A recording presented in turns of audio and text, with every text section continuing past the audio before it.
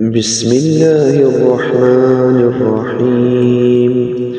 ألم تر كيف فعل ربك بأصحاب الفيل؟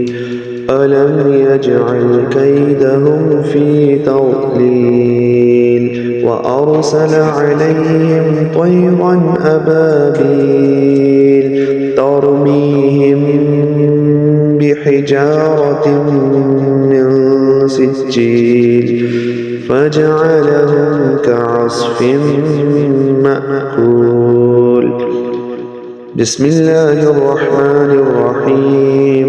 لإيلاف قريش إيلافهم رحلة الشتاء والصيف فليعبدوا رب هذا البيت الذي أطعمهم من جوع وآمنهم من خوف.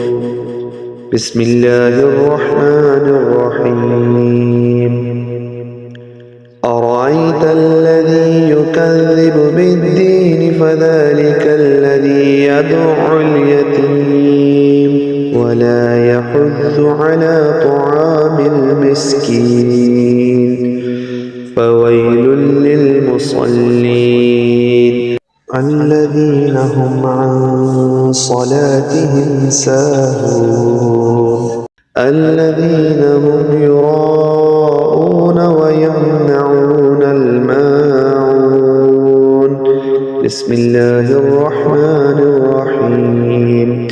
إذا جاء نصر الله والفتح ورأيت الناس يدخلون في دين الله أفواجا فسبح بحمد ربك واستغفره إنه كان توابا.